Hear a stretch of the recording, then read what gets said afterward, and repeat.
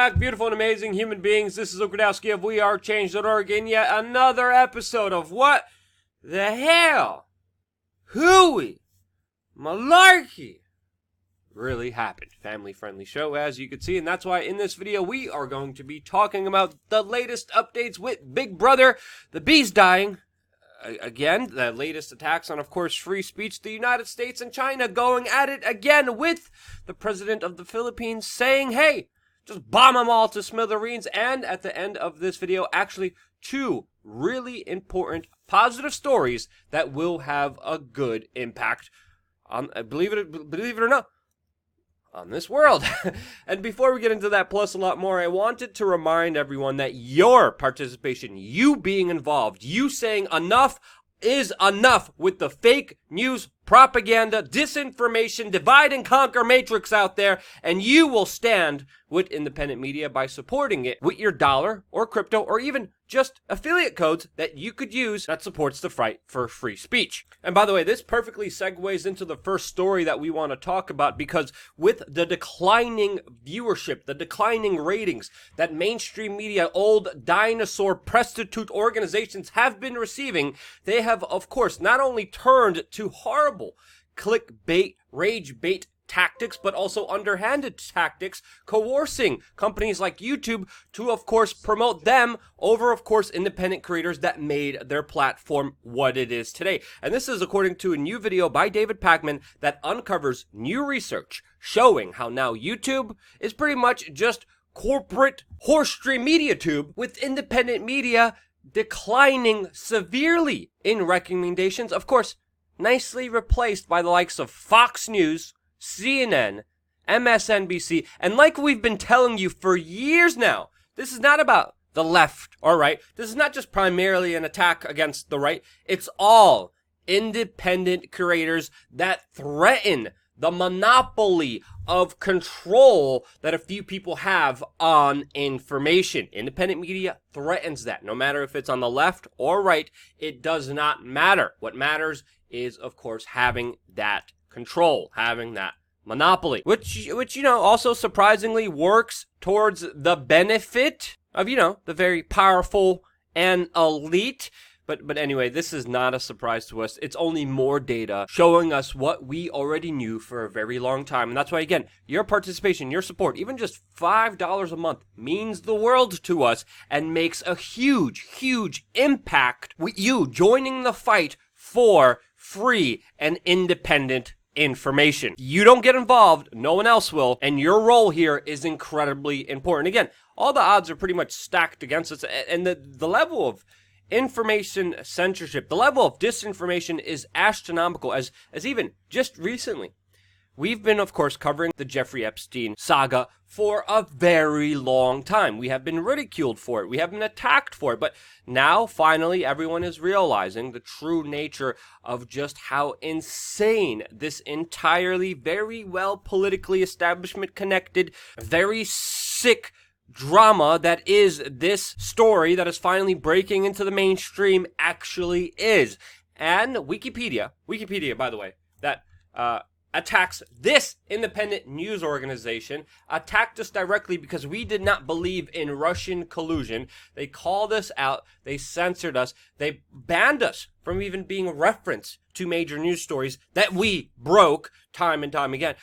Wikipedia, that directly attacked us and many tech companies' trust, actually was found deleting and editing the personal life section of Jeffrey Epstein, omitting that, of course, that he flew with Bill Clinton, Kevin Spacey, and Chris Tucker to Africa, and the fact that former U.S. President Bill Clinton flew on Epstein's plane 26 times. This is, by the way, just in 2001 to 2003. Those are just the recorded incidences. There's most likely a lot more that is not on the record, but regardless of that, regardless if this was done on accident or on purpose, it does deserve to be seen very skeptically, since we know the public information and understanding of this entire case will play a major role to what will happen from here. By the way, in a related matter, the U.S. Attorney General William Barr has recused himself from some parts of the Epstein case. And you might be asking yourself, why is the Attorney General of the United States recusing himself from just some parts of this crucial, huge, controversial scandal with this very well-connected monster? Well, because Bill Barr is also connected to the law firm and has worked at the law firm that has represented this monster. How many ways could this creature be connected to? Holy cow. I mean, we're not only talking about the connections to the U.S. Labor Secretary, but he's connected to Henry Kissinger, the former Prime Minister of Israel, David Rockefeller, Lord Jacob Rothschild, the Soroses, the Kochs, you name it, and still, how he gained his money is an absolute mystery to many. So, just chew on that for a little bit. Just mull that over, Think about what do we... I'm just going to leave you with that. Moving on in the news, we also have another alarming news story. Specifically, after the 7.1 magnitude earthquake in California last week, that luckily left no major injuries or deaths, but one shocking result from the earthquake is the sheer amount of honeybees that are just dropping ill and passing away, with some speculating that the bees were, quote, disoriented from the earthquake which resulted in this. And according to a study from Taiwan, after two major earthquakes in 1999 and 2002, it actually correlated and showed a catastrophic effect on the insect communities, resulting, of course, in large declines in their populations. Others are responding that those were not honeybees, but bumblebees, and that this could have been a result of a chemical poisoning that happened, not result of an earthquake, since, of course, also this was a video from a Twitter account and has not been corroborated by any other accounts or reports. Regardless of that, I do believe we should be paying more attention as a society to the bees, rather than the celebritard, fat-ass wannabe queen bees in our society, because bees, by the way, have been recently declared and understood by many scientists to be the most important living being on Earth. And this is also according to a new classification by the Earth Watch Institute. And in my opinion, there should definitely be a reshift in the focus around these things. But again, that's just my opinion. Now, when other idiots who get too much attention news, we of course have Donald Trump's presidential advisor, John Bolton, who is now demanding that Iran abandon its... Again, this is real. This is... its non-existent nuclear arms program. Again, this has been the major kind of red line pointed out by John Bolton, but the problem is Iran does not have that program. It has disavowed that program and said it wouldn't be having that program in the future. Clearly, in related news that you won't hear anywhere on the mainstream media, you'll hear the opposite of that. You'll hear how the U.S. is raising the pressure until Iran abandons this program that they don't show us any evidence of even having. Now, again, you could criticize Iran on a whole bunch of issues and a whole bunch of things we do here on this YouTube channel, but the level of disinformation and propaganda, especially around American foreign policy, is absolutely idiocracy level stupid. Now, in other stupid news, let's talk about bombing people, which the president of the Philippines, Duterte, is saying, quote, let's bomb everything, while urging the United States to declare an official conflict with China. No, this is absolutely not a joke. This, of course, is over the latest tensions in the South China Sea between the United States and China that has been going on for a very long time. We have been covering it on this YouTube channel. The Philippines president even offered his help to move the Chinese away from the South China Sea, which is, of course, very close to the Philippines as well. And Duterte saying, quote, when they enter the South China Sea, I will enter, he said. I will ride with the American who goes there first. Then I will tell the Americans, okay, let's bomb everything. And, this crazy Filipino definitely understands American foreign policy, as already the tensions between China and the United States are getting worse, as China is saying that the United States recently approving a sale of $2.2 billion in weapons to Taiwan is, quote, a major provocation, and it is demanding that the United States sever its military ties with Taiwan because of this arms proposal. And of course, China and Taiwan are at major geopolitical odds with each other. And it is predominantly the close relationship to the United States that has secured the safety of Taiwan. If it wasn't for that, Taiwan would be at, of course, a major risk from escalations with China that have been ongoing for a very long time and will only get worse from here, especially after this $2.2 billion arms deal that the U.S. State Department approved despite the criticisms of China. So this is going to be a very interesting ongoing situation that, of course, we will be following closely on this channel. In related crazy Chinese news, we also have learned that possibly the big protest movement that has been happening in Hong Kong, predominantly against the political leadership in mainland China, may have actually worked. We have reported previously before how the Hong Kong leadership has postponed the extradition bill, which raised major protests all throughout Hong Kong. And now we are hearing, with the latest information, that, according to Hong Kong leadership in the political parties, that this bill is, quote, dead, won't work, won't be passed.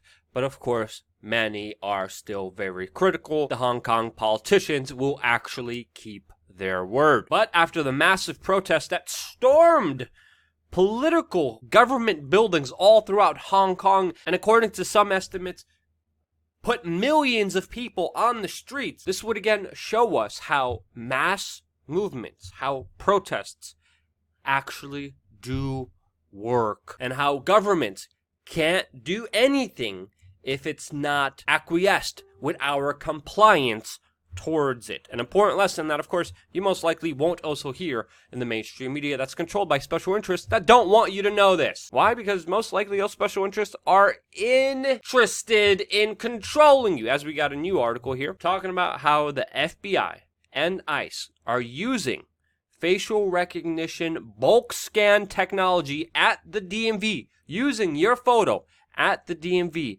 to create a, quote, unprecedented surveillance infrastructure, all without anyone's knowledge or consent. Yes, in the land of the free, in the United States, federal law enforcement are going state to state, grabbing your photo without your permission, without your consent, without your knowledge, and building an infrastructure that will track, trace, and database every aspect of your life, correlated, of course, with big tech social media giants telling them everything about you like they have been. Everything you do online, by the way, it's not a secret, and the federal government knows about it. And now they want to create a system where they could track you everywhere you go, giving you nowhere to hide from the insanity of government rule. And of course, they're also doing this with the help of Amazon,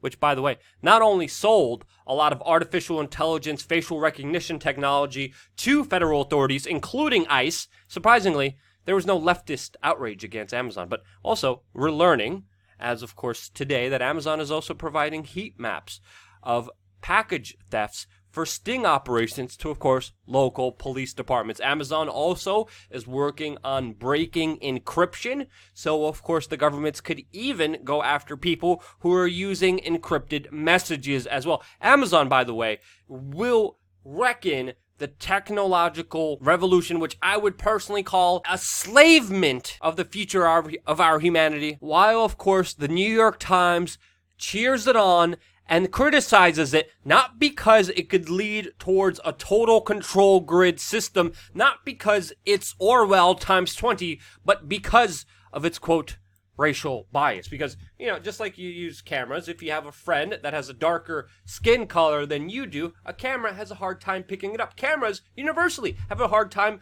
picking up images that are usually darker, especially using images and cameras at night. You know that from using your cell phone compared to using it at night compared to using it at day. So facial recognition cameras that are meant to, of course, track every aspect of your face, those cameras are having a hard time reading people, spying on them, track tracing and databasing, enslaving them with, of course, darker complexions because of how cameras work. And this is the issue, and this is why they're calling it racial bias. And there's been a slurry of mainstream media publications talking about the diversity problem with the track, trace, and database system, saying how wrong it is that there's false matches for African Americans than for white people. Absolute ridiculous nonsense, bootlicking stupidity that infuriates me with just how dangerous this absolutely is. And the institutions that are supposed to safeguard us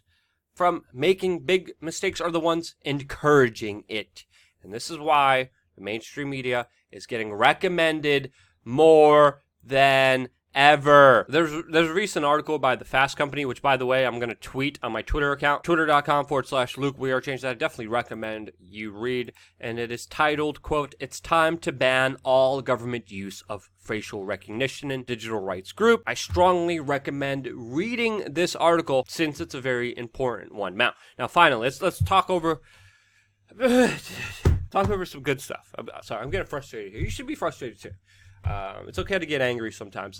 Don't be a total douche-tard, stupid hippie. It's important to understand all aspects of life and to feel all kinds of emotions. But let's talk about some positive stuff, because positivity is also very key and very important. And you need to level out all the bullcrap that we're facing with, of course, good positive news. And this is what I wanted to cover here, especially news coming from the United Kingdom, where we are finding out that more than a third of British people have abandoned Facebook, and their usage is plummeting. We did a similar report with millennials here in the United States, but this is good. This is the people voting with, of course, their voice, their actions, and they're saying enough is enough. And of course, a lot of this news is going to be hidden from you and not really talked about. Do you really think Facebook is going to help put this in your newsfeed? their official demise, which, by the way, is long overdue for the egregious privacy violations that Facebook has conducted throughout the last recent years. But with just how much of a horrible company they are, they're finally facing the ramifications of their official demise. And just like MySpace was taken down, these big tech giants that rule over us could be taken down as well.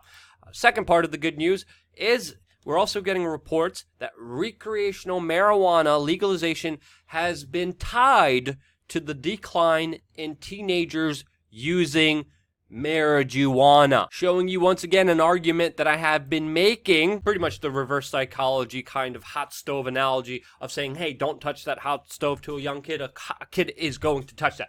This is a major premise of how the war on drugs is a failed premise that is creating more drug usage, more drugs on the street, and shows you how legalization actually works for the betterment of society. We saw this also in the Netherlands with, of course, marijuana use and heavy drug use in the Netherlands going dramatically down. Why?